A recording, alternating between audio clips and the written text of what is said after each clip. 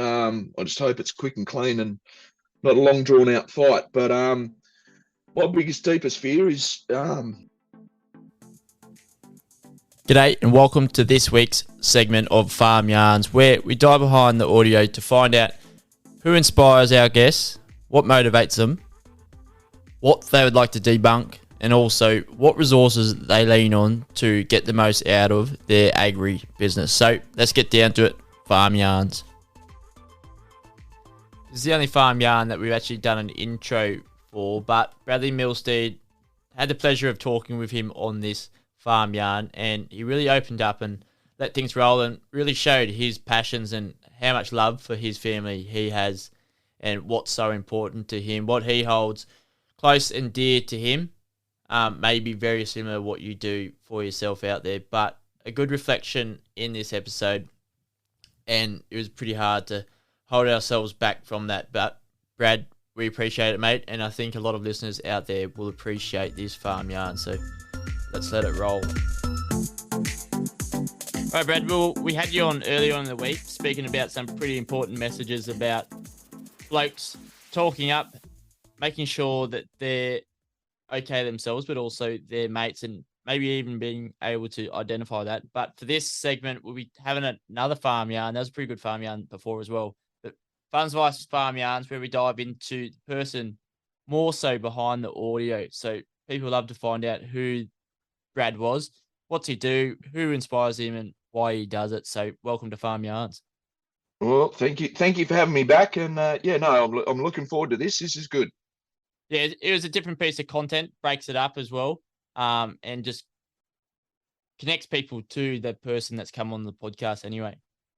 And the big thing is, it's also highlighting a bit of their spiritual self, and that's not a religious comment. It's just what makes them tick and makes them grounded, basically. Yeah, it brings them back to country. Absolutely. So let's kick it off. What's Brad's morning routine? What's it look like for you over in the West?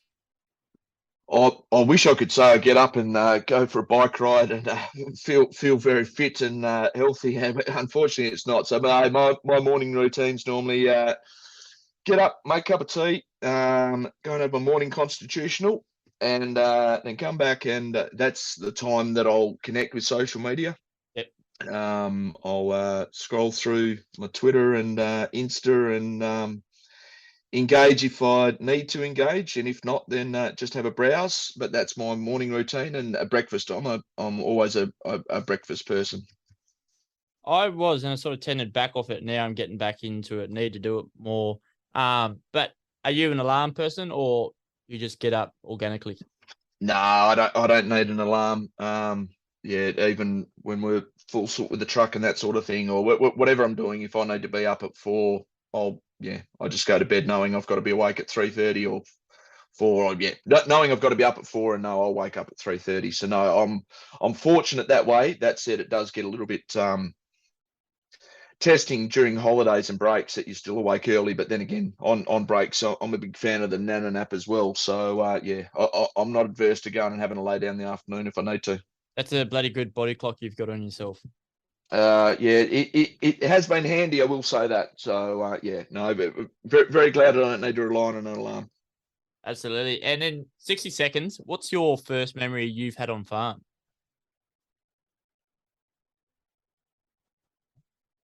Probably just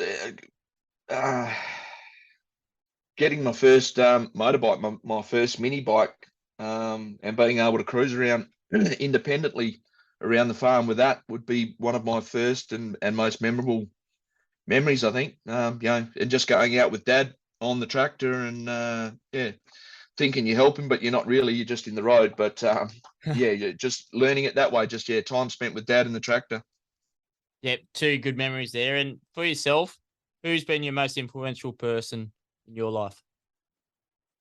I honestly couldn't narrow it down to one, Jack. I've been very, very fortunate to have so many who have inspired me along my way. It's funny, I turned 50 last year and spent most of the year reflecting on my life journey and those that have influenced me. I've had lots of mentors personally, sporting wise, professionally. So no, look, I'm very, very fortunate to have. Oh, and in fatherhood, Yeah. I've got some great men that I've taken stuff that I've seen that they've done into my journey as being a father, and yeah, no, I'm very, very fortunate. I've got lots and lots there that I've been able to rely on. Excellent. I think everyone needs a sort of mentor or that person to lean on throughout whatever sort of stage process they are in their farming career or just in general as well. But for yourself, what would be a myth you'd like to debunk about farming? Farmers have a fair few of these from maybe the city goers or even their neighbours. What would that be for you? We as an industry are always painted to be not the brightest or the sharpest tools in the shed, which is so wrong. You hear people talk about kids going, "Oh, he's probably not that bright, so he should probably just come home to the farm." And it's so wrong. We do such a bad job of painting ourselves positively as an industry, and that comes back to so many photos of farmers are taken that it's the old man in the flannelette shirt with a battered hat kneeling in the corner of normally pretty bad background, as in a poor crop or something like that. Yeah, it's not. Farming has always been very, uh, has always had great initiative, very enterprising. Australia and particularly WA, we're farming in some of the oldest soils in the world, and and I can only talk authoritatively on WA. What we produce with the soils that we have is quite amazing. Yeah. So no, we're a very innovative industry that need to be appreciated and respected a lot more. But then we need to appreciate and respect ourselves a lot more as well. Yeah, I think so. When I was going through school, agriculture as like the class was sort of looked as your last resort as a student, and you sort of got shunned. I actually didn't do agriculture at school because I just sort of thought I knew it all at the time. But that's probably something that we need to flip around as well back at school. Yeah, 100%, and make those ag courses more appealing for everybody. So, yeah, or just direct onto farm, more traineeships and that sort of thing to give people easier pathways into the industry. Yep, beautiful. I tailor a few of these questions, and with you coming on, Brad, I just wanted to see how do you look after yourself? You tell everyone else to look after themselves, make sure they're ready and fit for coming up into harvest. But what do you do? As was talked about in the original podcast, I'm very fortunate. I've got a couple of very good mates that I can talk to pretty much on any level. Yep. But it's not just sharing the shit times. It's you've got to share the wins as well. The times that things are going really well Yep. is also important to share. So that's a big part of it, is having those friends in my life that to go and catch up with. Or one of them's 3,000 kilometres away. He's on the Eyre Peninsula in South Australia, but he and I have a few beers a week. Just ring each other and sit down and have a beer and a chat. And he's in the same scenario as me, running a family farm. Yep. And just to be able to share all the trials and tribulations as it is very, very healthy for us both. But no, my spiritual day is normally Sunday. That's my Sunday fun day. Is lawns are mowed, the ute and the car are washed, and I do enjoy cooking. That's when the old cocky likes to cook, or hashtag cocky likes to cook, rolls out, and normally get something going on the Weber or barbecue or something like that, and just cook some meals with love for those that I love. It's always a special day Sundays. What's the go-to meal, either for your family or for you to cook? Look, I'm really loving my Weber. Just cooking on charcoal, and that's so many different slow things. If it's the full family, my son really, really loves his pork ribs. So I love getting some ribs going in there. The old 3-2-1 method. So 3 hours on very low heat, just out in the heat, and then 2 hours in make up a brine. You wrap them up or put them back in liquid so that they can rehydrate again. And then you're supposed to do another hour at the end, back out in the open heat, but it never sort of normally gets to that. It's just the 3 and the 2, and that's beautiful. Ready, steady, Cocky's got to cook or something. Might be a new show coming out soon. Well, it has been mentioned, but I've got a few more other important things on the go at the moment. So yeah, that's one that's been parked up. But it is really cool to see on social media different people using the hashtag Cocky Likes to Cook as we all show off what we are cooking on the weekend. It's that's really cool to see that people have connected with how important it is, and it's great to see other guys that really love cooking as well. 100%. And I love that, like, as a producer, you can actually be using your own commodity as such and be cooking with it rather than just farming it all the time and see how you can improve. Become the consumer yourself. Absolutely. Nothing better. And we just last night we did have a lovely feed of farm kill loiny chops, and they were bloody beautiful. Succulent. But for yourself, Brad, throughout your work that you're doing, the pretty important 6 Bs of not pretty important, very important. If you could be remembered for one thing, what would you want to be remembered for? A comment that's been made when I talk about the 6 Bs, people have said what an authentic message it is, and honest. And so I suppose, just honest and authentic. It's very humbling, humbling and overwhelming, some of the feedback that's come. If I could be remembered as being authentic, that would be very nice. Yeah, definitely. That's a good one. And what would you like to say to those men in agriculture that are struggling out there at the moment? What would be that sort of initial sort of hump to get them across to open up? There's nothing harder to do than when you're fighting the demons to reach out.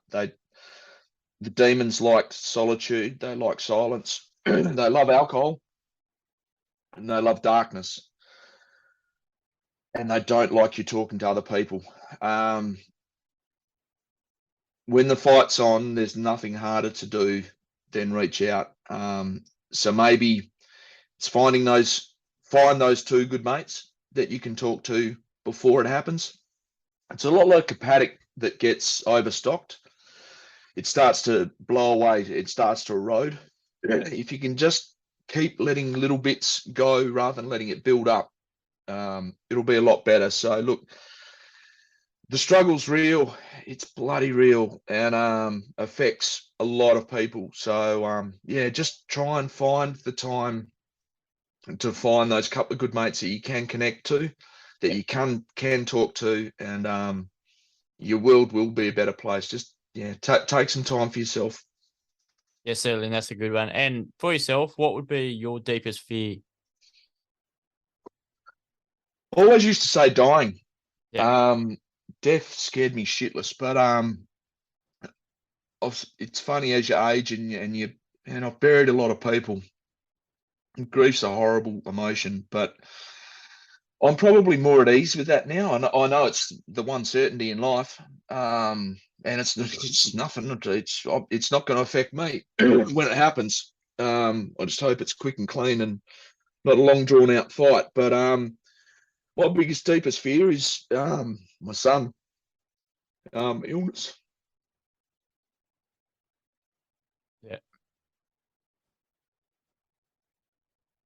Well, Brad, thanks for it's not the easiest thing to be so vulnerable coming on to a podcast. Appreciate it. We can cut this out or whatever, but I think even opening up to me and you, whether you've talked about that or not talked about it before, I think that's pretty important as well. No. I'm fine. But my biggest fear is his future, his wellness. I hope he has a long life.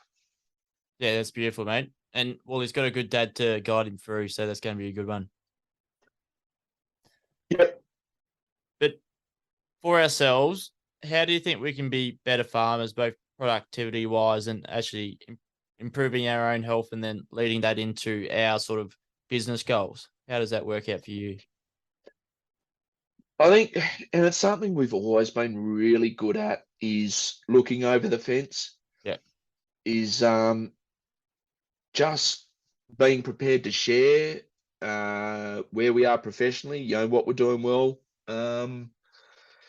Yeah, the world's changing very quickly, Jack. The influx of the corporate sector into farmland ownership is changing the demographic.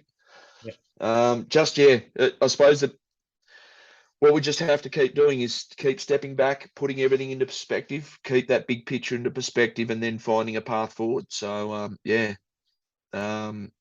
is very tricky. It's a very muddy minefield out there at the moment with input costs and so many things out of our control, I suppose. So yeah, just try and keep it all in control. Absolutely. Control the controllables, and the rest will sort of look after itself, I think. Yeah, absolutely. The old cliche of "don't sweat the small stuff," but it's very hard to do, as is controlling the controllables. But yeah, if the more you can keep yourself calm and keeping that big picture, the better off you'll be. 100%. And for you on farm, what would be your favorite productivity hack? Maybe your body clock waking you up. Yeah, I suppose it is when you look at it from that side.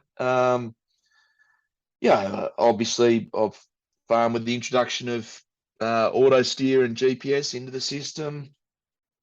That's been brilliant. You can do so many more hours on a machine now without the fatigue setting in. Yep. That I always used to. But yeah, certainly personally, my own body, that body clock is very handy. Believe it or not, we got our auto steer this year for the first time, being cockies. Yep. And it was way too wet. We didn't actually get a crop in. So Oh, if it dries out enough for summer crop, if not, we'll have to wait around for winter next year. Yep. Well, I'll give you a word of warning that the downside to it all is it brings a level of repairs and maintenance that you don't take on board. And the worst part is it's not like a bearing or a broken bolt. You can't see what's wrong. Yep. And the biggest tool you ever have is learning to switch it off and start it again. And that fixes the big majority of problems that you have with auto steer. But no, it is fantastic. It is brilliant.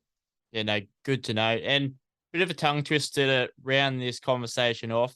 If you weren't doing what you're doing, what would you be doing?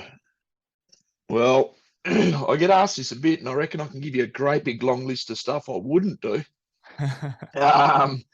I really don't know. I looking back and reflecting now, maybe wish I'd taken the time between school and the farm, as in gone and done something else. Yeah. But no, look, I couldn't say I would be doing X if I wasn't farming. I really don't know. Always born to be farming, doing what you love and what you do best. And I wouldn't say I'm a great farmer either. I wouldn't say I'm a natural farmer. Yeah. I like structure. I know I've done all the Myers-Briggs personality tests, and I know where I sit in on that matrix. So I like structure, and it's probably where farming's sort of good, but also not good for my natural instincts of knowing what you're going to be doing and planning. So yeah, I don't know, but maybe it would be something in the planning stage, or having structure. So but yeah, no, following process is certainly a bit of a strength.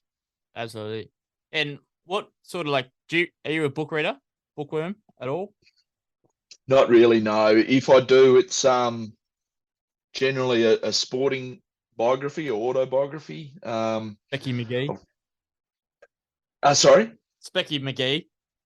No, not so much that. No, more of the Mike Hussies or the Greg Chappells or that sort of thing. But no, I am actually reading at the moment. I was recommended a lot, and I finally got a copy, and I'm reading it. Is The 5 Languages of Love. So just trying to put a bit of PD into my personal relationship and learn myself a little bit better. So yeah, that's what I'm reading at the moment. But yes, it's very spasmodic. I'll put it that way. Good to see. Well, Brad, coming through on this farmyard, I think the audience will find a lot about you, but also a lot about themselves. And maybe even they might ask themselves the question of what their biggest, deepest fear is, share that with someone else, and it might actually go a fair way into helping people open up wherever it may be within agricultural region of Australia. Hopefully we can start to make a difference with this. And I'll be keen to do a bit of consistency on this. We might have to get Burjo or old Grog on the podcast in a month or two to open up for next year. That would be brilliant. I'm sure that Grogo and Burjo would be keen. So yeah, no, that would be fantastic if you did want to keep in contact and yeah, just have semi-regular check-ins would be lovely. And yeah, I thank you once again for connecting with our message of awareness that is the 6Bs. And yeah, but thank you for all that you're doing for the ag industry with this podcast. And yeah, I'm sure that it'll be a great success. Yeah, Brad. Well, it's 13,000 listeners down now each month coming in. So hopefully we can make a little bit of a difference with that. And the world's our oyster, as they say. But thanks for coming on to Farms Advice Farm Yarns to have a good old farm yarn with us. And your vulnerability, thanks for coming on and showcasing that we can as blokes as well. Yeah, no, thank you, Jack. And yeah, no, it's inherent to us that men aren't supposed to cry, but no, but yeah, I certainly do. So yeah, I'm an emotional man, so I don't think there's anything too wrong with it. We're all wired differently, but yeah, no, I hope that somebody somewhere has listened and it's made a difference to their life. Beautiful.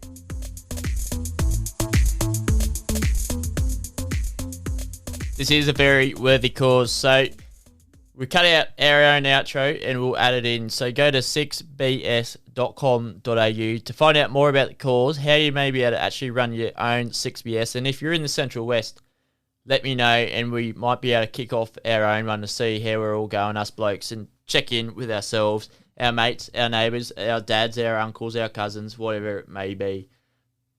We don't operate without you in the industry. So thank you.